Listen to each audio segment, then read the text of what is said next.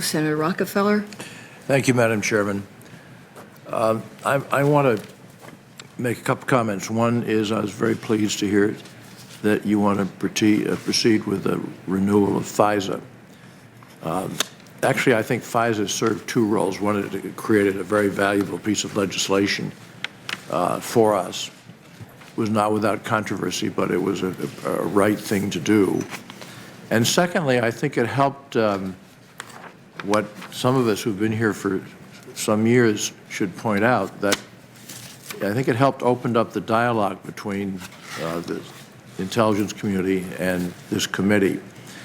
This committee went through a long period of time when the IC community treated us very cavalierly, was not interested in sharing with the only, I guess it was Pat Roberts at the time, and myself. We switched one chair, then the other chair. They would talk with the gang of four, the gang of eight, but never both committees.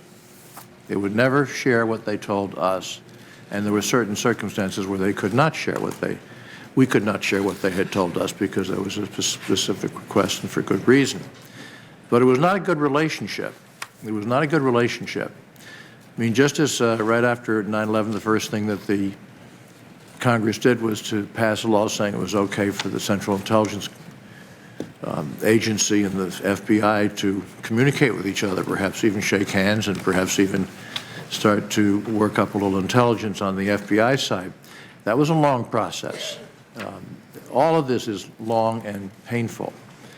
Now, I lead up to this by saying I cannot describe to you my own frustration and sense of wonderment how all of our D&I directors have come before these meetings and have, at least in the past, and you referenced Director Clapper today, that far and away the most important matter of national security is something called cybersecurity.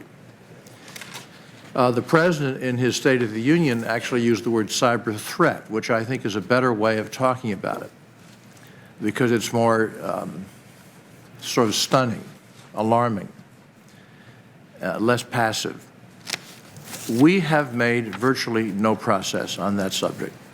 So on the one hand, the intelligence community is telling us that it's the #1 national security threat, not, taking 3 of the top 5 out or what's going on here or there, but on a sustained basis, national security depends upon our ability to allow a system, to form a system wherein private companies working with DHS and the government can on their own decide how they want to protect themselves and get some help from DHS. We do not overregulate. Some have said that because we've made changes.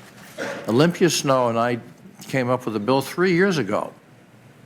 3 years ago. And it's wandered through Melissa Hathaway and Mr. Schmidt, and nobody seems to get very excited about either it or the subject. And I'm very troubled by this, and I want to discuss this with you specifically. You're of the IC community. Cybersecurity is not in your general line of work, General Petraeus, but it's very much in Director Clapper's line of work, and therefore all of your lines of work. I don't see particularly movement. There was some criticisms made of Olympia Snowe's in my bill that it was too regulatory. We have interfaced with hundreds of private stakeholders and companies over the years, and they're quite satisfied with an almost completed bill or a virtually completed bill that we have. And so our Democratic leader and the President talked about we've got to do this. The President, as I say, did mention it in the State of the Union. That is important, but nothing has happened.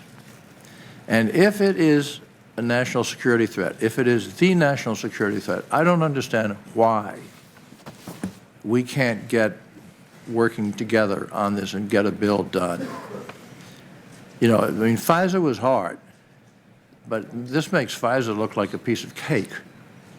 And it's far more in the long term. No, not in the long term. It's probably equal in the long term in terms of its importance. But it's been a very bad demonstration on the part of the Congress, the administration, and the public, which really has no particular interest in cybersecurity because nobody's explaining it to them, because it's abstract, it's not pushed by any one group with particular emphasis, and therefore nobody's very excited about it. We've worked out a way that the private sector companies basically take responsibility for their own cyber safety, cyber security. DHS helps them, and they're held accountable for it. I grew so frustrated by the lack of action on the part of all of us, the conclusive action, that I went to Mary Shapiro at the Security and Exchange Commission and said, look, well, I can't do legislation evidently right now. Would you please at least post on the SEC website, where investors go all the time, obviously, to figure out if they're going to invest in private companies or not, and that private companies would have to simply say if they had been hacked into, period. That's all they had to say. Not what subject, but just that they had been hacked into it. Sort of a desperate measure, but it was a start. It's had some effect. People are talking about that effect in Washington. That doesn't interest me unless it's headed towards a bill. So I would like to get your take, General Clapper, and perhaps Director Mueller also, and anybody else who chooses to speak on this subject, how you can tell us that it's the principal national security threat and we have absolutely no bill. We do have a bill, but we have no sort of pervasive push to get this accomplished. It's not just a legislative matter. Well, first of all, I don't think there's any question as the potential here. And there's sort of, I think, two dimensions to this. There's what goes on day in and day out in terms of our intellectual property being stolen from us. Then there is the, which is a real threat. Then there is the potential, although I think it's less likely, of a massive attack, as some have described, that would basically paralyze the country or key segments thereof. It's the most likely proponents of that would be a nation state, specifically China or Russia. That's why I was pushed hard. We pushed hard to have that report published by the National Counterintelligence Executive, unclassified, that called out that threat. And I think that is an important responsibility of the intelligence community to advise all and sundry, whether it's administration officials, whether it's the Congress or the public, of the nature of that threat. I do think the government has a responsibility to provide support and advice, as exemplified in my mind by the Defense Industrial-Based Pilot Program that was championed by former Deputy Secretary Bill Lynn in the Department of Defense, which evolved I think, a very workable formula whereby threat data is provided to key companies, particularly those involved in the defense or for that matter, the intelligence business. But I think the bigger issue here is, how do we protect the nation's cyber in its writ large is an open question, and I'm not sure that's completely the responsibility of the intelligence community. I do not view it that way. I think there needs to be a government-private partnership. They have to participate, and they have to be open about that as well. As far as championing a bill, I personally have sort of deferred to the White House on the provision of a bill. Time is about to run out. You cannot. It's not your job to champion a bill. But you know, at some point you start asking if you and your predecessors, Mike McConnell and others, have come up and you know, said this is our #1 national security threat, and you're in the threat business, to say that this is not necessarily what we do. I'm frankly, I'm just using this forum to scream out, who's going to start paying attention to this? Well, I think a lot of people are paying attention, and certainly the President's mention of it. There's a White House coordinator for it who's orchestrating this across the board. It involves the intelligence community, involves the Department of Defense, and involves clearly the Department of Homeland Security. And I think that the leadership for that has to be in the interagency. So I don't think it's fair to say that you know, the administration doesn't care. It certainly does. I'm just saying that we have made no progress. We have made no progress. And that is embarrassing in view of what you and your predecessors have said about the nature of the threat. Director Mueller, do you have any comments? Yes, Senator. I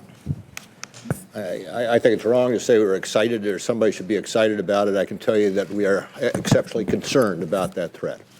I do not think today it is necessarily the #1 threat, but it will be tomorrow.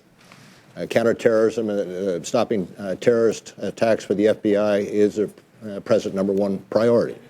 But down the road, the cyber threat, which cuts across all programs, will be the #1 threat to the country. We look at it in 3 different perspectives. The first is inside the FBI, we have to change our organizational structure. In the same way we change to address terrorism, we have to change to address cybercrime. We have to recruit and hire and bring on the persons who are capable of doing it. We have to understand that our role is to investigate intrusions and to thwart further intrusions. And secondly, in the same way we had to share intelligence in the wake of September 11th, we have to share information and intelligence between the various entities who address this particular threat. At the time of an intrusion, you do not know whether it is a state actor, a Russia or a China. You don't know whether it's an OC, organized crime entity, or the high school student down the street. And consequently, you can't allocate it to a particular agency, which is why we developed the National Cyber Investigative Task Force with the FBI, CIA, DIA, NSA, Secret Service, all of those who have a role to address this kind of threat. And so we have to build up the collective addressing of that threat in the same way that we did so and broke down the walls in the wake of September 11th. And lastly, in terms of legislation, we have pushed in the legislation 2 areas that are of concern to us. One is a national data breach requirement.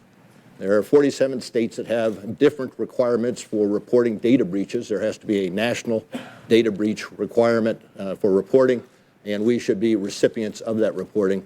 And secondly, there has to be, in the statute, in my mind, the ability to share the information indicative of a crime with the Bureau and others who have that responsibility. But it is something that we as an organization are focusing on as the next substantial threat. Thank you very much, Senator Rockefeller. And I have a data breach law that's been pending for some time. Hopefully you'll include it. Next is